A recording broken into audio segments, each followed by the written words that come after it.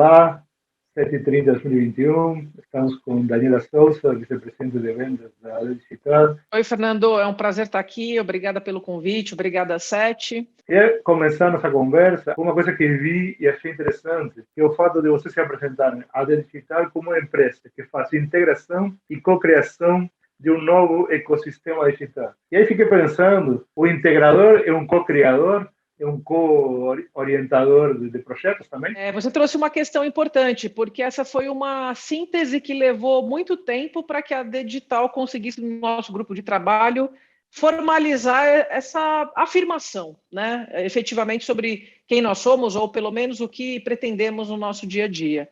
Então, a AD, como uma integradora de soluções, o que a gente percebe nessa transformação que a indústria vem vivendo, principalmente foi acelerado, né, nesse mundo pós-pandêmico, em que a gente só entende que há dois tipos de projetos no mercado hoje. Ou projetos que vão trazer redução de custo, ou projetos que vão trazer aumento de receita. Na realidade, a gente entende que para que a gente encontre meios diferentes de entrega de soluções tecnológicas, a gente precisa efetivamente de um apoio colaborativo.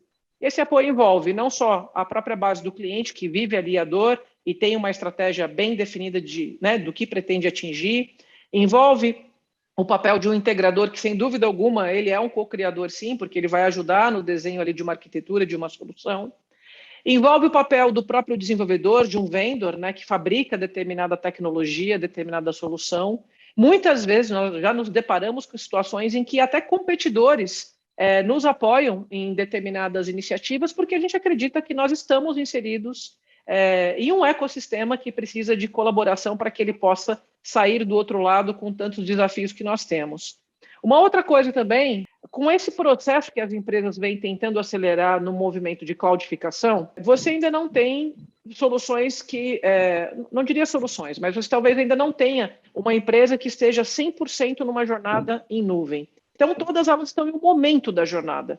E, em função disso, você pensar num ecossistema digital integrado significa olhar para os ambientes monolíticos on-prem versus soluções que já podem rodar com efetividade em nuvem. E existe uma ponte de conexão, né, em que você precisa ter sistemas integrados com sistemas. Então, a gente ultrapassa o movimento dos fluxos de trabalho tradicionais, orquestradores, gerenciadores, etc., para que você possa agora ter integração de buscas de mecanismos mais automatizados e sistemas poderem falar com sistemas, né? E nessa jornada de nuvem, isso fica mais necessário ainda, porque, afinal, você está no mundo físico, só que você precisa trabalhar em um ambiente 100% virtualizado, né? Ou parte dele virtualizado. Então, é por aí que a gente entende essa questão da integração de ecossistemas digitais. Você falou duas coisas que são dois tipos de projetos, né? Redução de custos e aumento de eficiência e benefício. A nuvem, ela é um passo inevitável para isso ou é um passo que depende também do cliente e do workflow atual do cliente para poder migrar para lá? São muitas variáveis no entorno disso. Vamos pegar a primeira variável que, no nosso modo de avaliar, ela é a mais significativa. Tem a ver com moedas, dinheiro, né? Então, qualquer empresa hoje, e quando a gente pega um mercado como o nosso, que é um mercado que vem de uma história super tradicional, né, digamos assim, de predomínio na nossa indústria, né, e de repente a nossa indústria se viu diante de fatos que são disruptivos e situações não só do ponto de vista da tecnologia, mas da pulverização de audiência, modelagem de receita. Então, as empresas tiveram um momento meio atordoado, né? Como é que eu vou fazer agora para dar continuidade aos meus processos de negócio e continuar tendo eficiência, lucratividade, etc.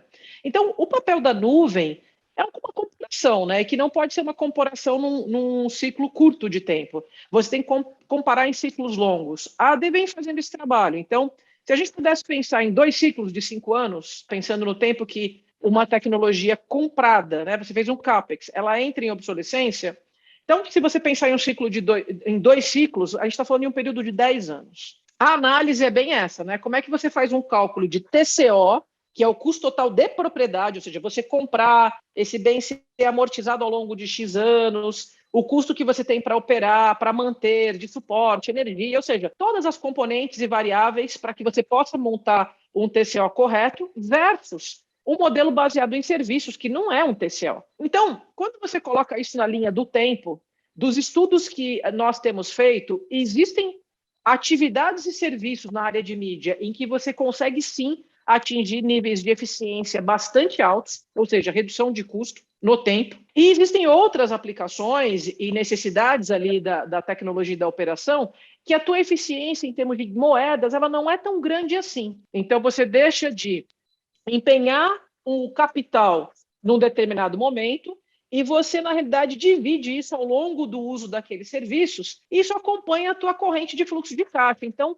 o que a gente percebe é que as empresas, de um modo geral, deixaram de ver o OPEX como um vilão, mas, ao mesmo tempo, se você tem como capitalizar melhor aquele dinheiro que você faria como investimento, então é uma decisão financeira, né? Você manter a tua estrutura, digamos assim, no modelo de propriedade versus o modelo de serviço, é uma decisão única e exclusivamente financeira. E aí, como eu te falei, a pergunta é complexa porque tem as outras variáveis.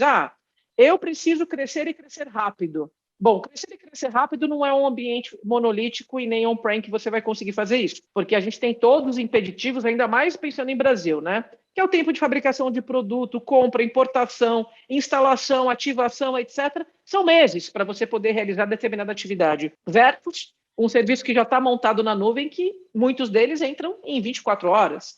Então, aí você tem um mundo de benefícios a partir do momento que você começa a tua jornada na nuvem e coloca aquilo como um dos teus drivers estratégicos dentro da companhia. Eu não diria que eles são infinitos, mas eles são incomparavelmente mais interessantes do que o nosso mundo tradicional, né? O conteúdo, por exemplo, a partir do momento que ele estiver lá, o que você pode efetivamente aplicar em termos de ferramental, machine learning, inteligência artificial, distribuição, busca, pesquisa, que não se compara a nenhum tipo de mecanismo local. Porém, é claro que dentro da nuvem ainda existem N desafios a serem explorados e vencidos, né? Além de tudo isso, é uma mudança estrutural de conceito de microserviços, porque até agora as emissoras eram as que proveíam seus serviços, porque aí você deixa, de alguma forma, o trabalho que tradicionalmente foi seu para alguém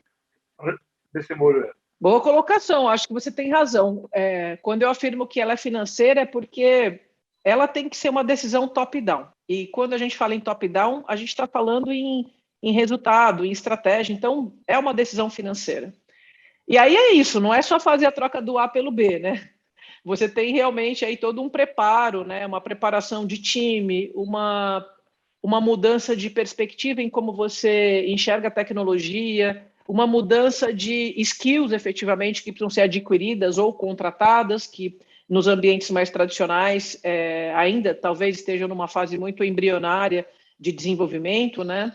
Então, o que eu acho, Fernando, é que a gente não vai conseguir cobrar ou perceber a mesma velocidade dessa transição e o mesmo ritmo em todas as empresas. É como se fosse um conceito de jornada mesmo, né? Os cloud providers usam muito essa expressão e depois que você adquire esse entendimento, você entende por que a palavra jornada é utilizada. É um ambiente em que você tem que ter ali uma visão estratégica para onde o negócio vai. Aquele pilar que discute a tecnologia, ele certamente vai trazer o elemento cloud, né?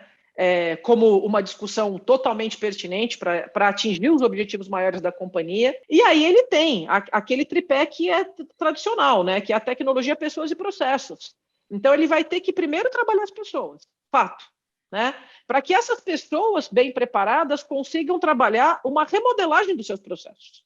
Porque se você não mudar essa visão de como fazer as coisas e o porquê nós temos que fazer, elas não vão se empenhar para ajudarem a construir essa visão nova de processo. Mas pensando na jornada, de 5 a 10 anos, a tecnologia vai ter evoluído novamente. Então, o processo, a amortização, de alguma forma, dos serviços, ele ficou mais curto no tempo com as novas tecnologias? Vamos imaginar que a gente faz estudos assim, né, para 2 ciclos, 5 e mais 5 anos. É claro que tem empresas que às vezes conseguem ter uma eficiência num período menor, 3 anos, depende muito da operação, né? Tamanho da operação, o que é a tua tecnologia legado, o que você efetivamente quer levar para a nuvem, porque não necessariamente você tem que levar o teu legado. você pode efetivamente utilizar a nuvem para o que a gente chama de novos negócios digitais. Então, assim, na AD, quando a gente fala em cocriação, a gente não tem uma diretriz que fala assim, olha, você precisa fazer isso agora. Você tem que desmontar a tua operação e montar uma operação completamente nova. Em 3 anos ela tem que estar finalizada. Não, eu acho que é uma análise em conjunta e muitas empresas ainda permanecerão como são por algum tempo, né? Talvez um longo tempo ainda. Essa questão do tempo de amortização, quando você começa a olhar para modelos de OPEX de serviços, você já não olha mais para a amortização do ponto de vista financeiro, econômico-financeiro, né? Você olha por uma questão de despesas, né? Ou seja, se aquilo aumenta no tempo ou diminui. Então, o que a gente vê? Quando as empresas evoluírem na sua jornada, existe um conceito muito interessante que se fala assim, que é a gravidade do conteúdo. O que a gente quer dizer com gravidade? Então, vamos pegar a Terra e a Lua. A Lua, ela está tão próxima a gente porque ela está na nossa gravidade. Então, o conteúdo audiovisual, ele tem muita massa, ele tem essa gravidade. Então, significa que o ecossistema e os serviços precisam acompanhar o movimento da gravidade. A partir do momento que a maior parte do teu conteúdo estiver em nuvem, todos os seus fluxos precisam estar lá, porque não faz sentido parte deles estarem aqui e parte estarem lá. Mas é esse o movimento que a gente vai viver, né? Vamos imaginar que uma emissora ela faz o planejamento para um ano dela fiscal, janeiro a dezembro. Ela tem um baseline que ela investe em tecnologia, que é o arroz com feijão, digamos assim. Só que ela tem momentos de pico de uso da tecnologia. Tem um grande evento esportivo, um evento internacional, tem o carnaval, tem não sei o que lá. Então, naquele momento, como é que antes você desenhava projeto? Você desenhava estruturas para o pico. Só que você vai usar o pico 3, 4 vezes ao ano. Então, hoje, as empresas têm tentado manter essa base de legado, de sustentação, no que é o mínimo necessário para o dia a dia, e começam a ter as suas experiências em nuvem daquilo que é o transbordo. Então, a gravidade naquele momento vai para a nuvem e você usa os serviços de nuvem para aquele evento em particular. Então, essa é uma das estratégias que elas são assim menos arriscadas, que a conta fecha, porque ela está associada a um produto, associada a um negócio de ocasião, e é uma excelente oportunidade para que você possa ter a experiência de fato. Aí é o conceito híbrido. Você mantém o legado, migra para a nuvem enquanto pode e vai testando situações com microserviços em determinados momentos. Seria por aí? Seria. Eu vejo que, assim, se você pega grandes grupos de comunicação, evidentemente que eles têm eles têm muitas oportunidades de teste, né? Então, a gente fala em múltiplos canais que estão rodando, ou na TV paga ou na TV fechada. Então, vamos pegar o caso da Globo, eu acho que é um bom exemplo. Eles agora anunciaram recentemente a público a expansão da atividade do Globoplay em alguns países da Europa. Faz sentido eles montarem estruturas próprias nessas regiões para que, né, o seu poder computacional de entrega esteja lá?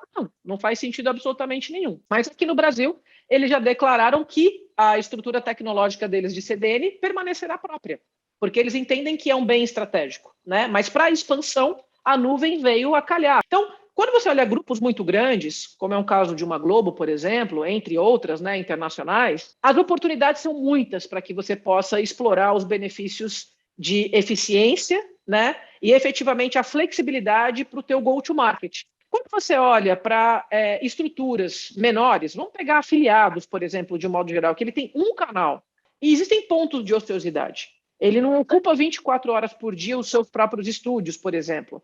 Então, aí fica uma questão, uma pergunta de negócio. Será que faz sentido você pensar em toda a tua arquitetura atual para que você possa fazer um movimento de nuvem, a não ser que ele tenha outras iniciativas digitais, que o conteúdo que ele produz faça sentido começar a entregar em diversas plataformas, etc. E ele começar por aí, pela distribuição, né, pelo arquivamento. Existem, digamos assim, fluxos específicos de trabalho que vale a pena, mesmo para esses sites em que tem uma estrutura bem controlada e que não necessariamente precisam de uma alta flexibilidade, que eles comecem a fazer testes experimentais. Eu diria que é um trabalho longo de colocar a cachola para funcionar e aí a cocriação para um desenho estratégico acompanhando o business, né, para se acomodar ao longo do tempo. Perfeito, Daniela. Sempre um prazer falar contigo. Obrigado. Eu que agradeço, Fernando.